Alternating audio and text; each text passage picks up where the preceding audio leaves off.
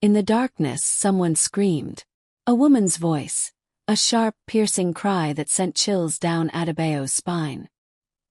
He couldn't see her, but he heard the desperation in her tone. A few seconds later, another man collapsed beside him, convulsing violently. His body jerked, stiff with a seizure, and then he was still. The others sat in stunned silence, too afraid to speak, too afraid to help. They were all in the same boat now, nothing more than cargo in a madman's nightmare. Adebayo's heart pounded in his chest, but he said nothing. There were no words to explain the weight of it. The sun set, the temperature in the truck rising to unbearable levels. Sweat dripped from every pore, soaking through his clothes. And still they drove on. The boat was no bigger than a large canoe, rubber, frail, and overstuffed with people. Adebayo could barely make out the faces of the others, most of them strangers, their features distorted by fear and fatigue. The air was heavy with the smells of sweat, salt, and diesel fuel. They had all been told the same story. The crossing would take 6 hours. Just 6 hours, and then they would reach safety, the shores of Italy, freedom. But Adebayo knew better. He had heard too many stories of this treacherous journey, of boats capsizing, of men and women drowned in the sea, of hope swallowed whole by the waves. Despite his fear, he tried to steady himself. His mother's voice echoed in his mind. Keep going, Adebayo. Never look back. But there was no turning back now. The shore of Libya, where they had boarded the boat, was already a distant shadow. The engine of the boat sputtered and coughed, struggling against the waves, its roar drowned out by the thunderous crash of the Mediterranean. The crew, who spoke in quick, clipped phrases, seemed agitated, their eyes darting back and forth, scanning the water. They were more nervous than they had been on land, and Adebayo could feel the unease in the air. No one spoke. All around him, he heard only the sounds of heavy breathing, the creaking of the boat, and the slap of the waves against the rubber sides. The first panic attack came less than 2 hours into the journey. One of the women in the boat, a young mother clutching a small child, suddenly began hyperventilating. Her hands shook as she clutched the side of the boat, and her eyes, wide with terror, darted over the water, searching for any sign of land. Adebayo instinctively reached out to her, trying to calm her down, but the fear was too much. She began to scream, her voice high-pitched, piercing through the air. The other passengers shifted uncomfortably, their faces stricken with the same growing panic. She clung to her child, trembling, and screamed again. The man sitting next to Adebayo, an older man with deep lines etched into his face, his hands thick with calluses, stood up abruptly, shouting at the woman in a foreign tongue. The more he shouted, the more erratic her breathing became, until her body went limp and her eyes rolled back. At that moment, the engine sputtered again and stalled. The boat rocked violently as the engine died. There was a collective gasp, and for a brief, terrifying moment, Adebayo was sure they were going to sink. The man who had been shouting fell to his knees, clutching the side of the boat as though it was his only lifeline. In the thick, oppressive silence that followed, Adebayo could feel his heart thumping against his chest. He watched the crew scramble, their voices frantic as they tried to restart the engine. The woman's body was still, and the child, too young to understand, clung to her mother's side. And then, as though fate had momentarily relented, the engine roared back to life, its violent hum filling the air. The boat lurched forward, and the woman's body was hurriedly shifted to the back. The crew began to shout in harsh voices, pushing the others to sit down to remain calm. But the calm was fleeting. As night fell, the sky turned from dark to pitch black, the stars obscured by ominous clouds. The wind picked up, pushing the waves higher and higher, and soon, the once placid sea became an untamed beast, swallowing the boat in its wake. The boat was tossed like a piece of debris in the storm. Waves slammed into the sides with a force that seemed to lift the boat off the water, only to drop it violently back down. The passengers, most of them huddled together, screamed as the boat pitched and swayed. The rubber groaned under the strain, but it held.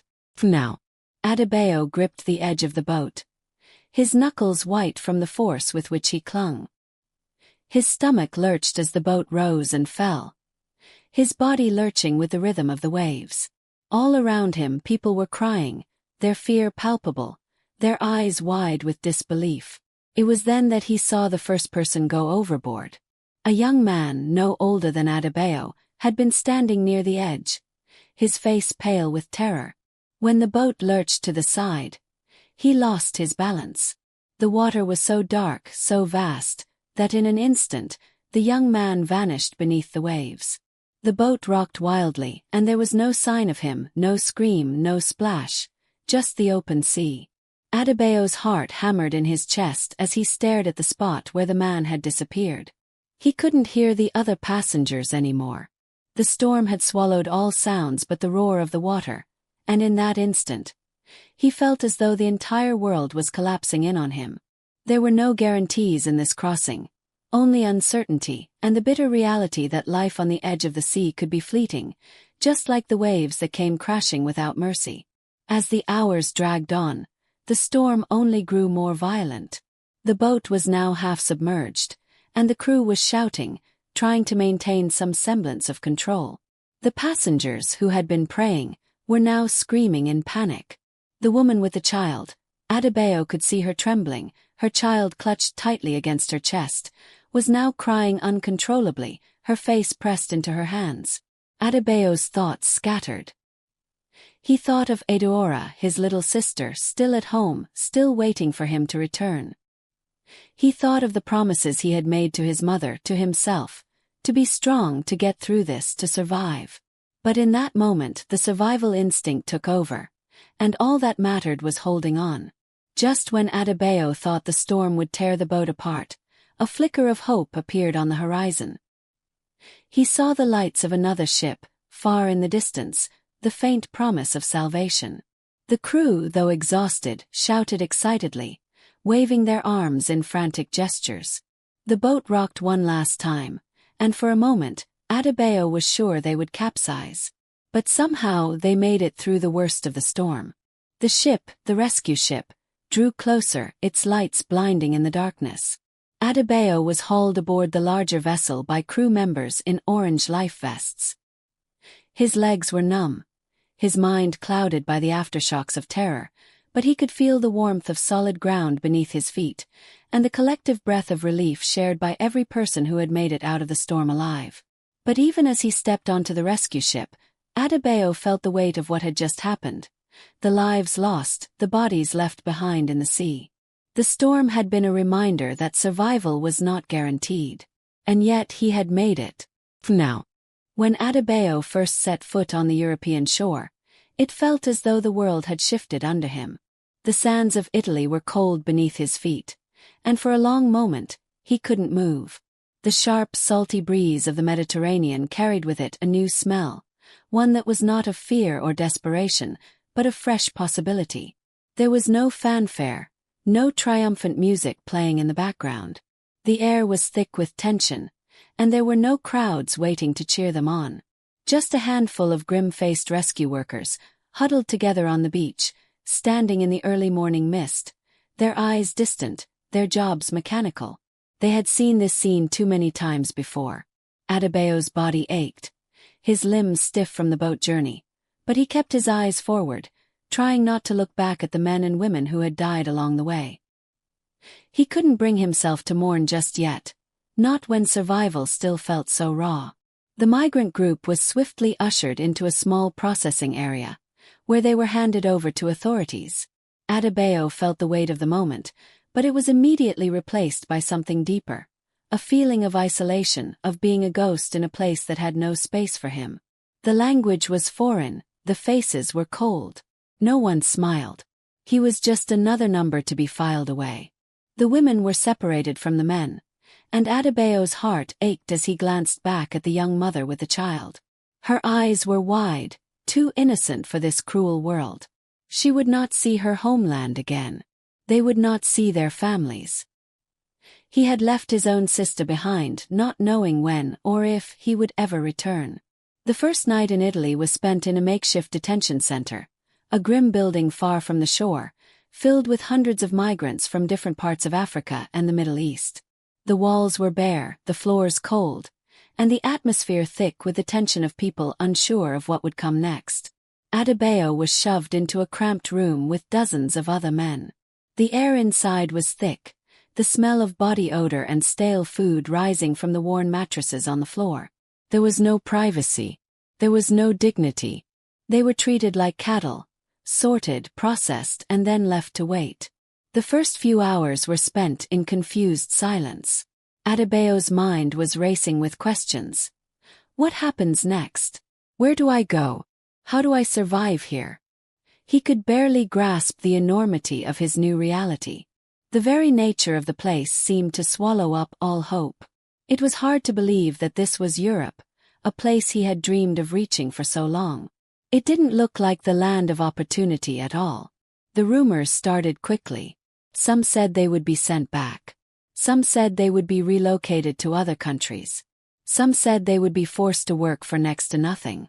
There was no clarity, just an endless loop of uncertainty. The guards, too, were indifferent to the suffering, treating the migrants with a casual cruelty that made Adebayo wonder if he had traded one prison for another. Later that night, a man in the corner of the room began to cry, softly at first and then louder, his sobs echoing off the cold, sterile walls. It was the sound of a broken man, and it shattered something inside Adebayo. The tears of strangers, the pain of their experiences, it all felt too much to bear. He lay still on his mattress, staring at the ceiling, wondering if he was ever going to escape this nightmare. In the days that followed, Adebayo was released into the streets of Italy with little more than the clothes on his back and a flimsy piece of paper that served as his temporary identification. There were no grand welcome banners, no smiles from helpful citizens. Just the grim reality of surviving in a foreign country, in a city where he didn't speak the language, didn't know anyone, and had no resources. He wandered the streets, watching Italians go about their daily lives, their eyes filled with the simple, mindless peace of having what they needed. The contrast to his own life was stark. Every step he took was filled with doubt, every glance a reminder of the deep chasm between him and the world around him. He spent hours searching for work. First, he approached the small shops and restaurants in the city center, asking for any kind of labor, but was turned away again and again. They looked at him with suspicion, or simply ignored him altogether. His broken Italian was more of a hindrance than a help, and his skin marked him as an outsider, someone who didn't belong. Days turned into weeks. He eventually found work in a small construction crew, doing grueling manual labor for low pay, working alongside other migrants who had also made the journey across the sea. The work was exhausting, the hours long, and the pay barely enough to cover his food and shelter. Still, Adebayo held on to the belief that this was just the beginning, that the struggle would eventually pay off. But with each passing day, his hope began to wear thin. The city, the streets, the people, they were indifferent to his presence. He felt like a ghost, invisible and insignificant. As the weeks turned into months, the toll of the journey began to show. The faces of the people he had left behind, his mother, his sister, the strangers lost at sea, haunted him every night. In the dead of night, when he lay awake in his cramped room, the memories would rise up, vivid and suffocating. The nightmares came in waves. He would dream of his mother, her face gaunt and pale, calling his name as she lay dying in the shack by the river. He would wake up in a cold sweat, heart pounding, hands trembling. Then he would fall asleep again, only to find himself back on the boat, drowning in the dark waters of the Mediterranean, the faces of the dead floating beside him. But it wasn't just the memories of the journey. The nightmares were a reminder of the life he had abandoned and the life that awaited him. He was living in a strange, cold world, and despite the relief of survival, he couldn't shake the feeling that he had entered a place where he no longer knew who he was. One evening, after a long day of work, Adebayo's phone rang. It was Adaora. Her voice was tentative, as if she were speaking to a stranger, yet the warmth in her tone was undeniable. Big brother, is it really you? She asked. Adebayo's heart cracked open. He had longed for this moment, but now, hearing her voice on the other end of the line, the distance between them felt almost unbearable. He struggled to find the words, his voice thick with emotion. Adeora spoke of their village, of life after their mother's death. She was growing up alone. There was no money for school, but she was trying to make do. I'm waiting for you to come home, big brother. You promised you'd come back. Adebayo wanted to promise her everything, to say that he would return soon, that he would bring her to Italy and give her a better life. But deep down, he knew he couldn't make that promise. He was too lost in this new life, too consumed by the overwhelming weight of survival. And so, he said the only thing he could. I'm here, Adeora. I'm still trying. I'm still fighting. As the call ended, Adebayo sat there in the darkness of his small apartment, the weight of his journey pressing down on him. He had come so far, but now he wasn't sure where he was going. He had crossed the sea, but the real journey had just begun.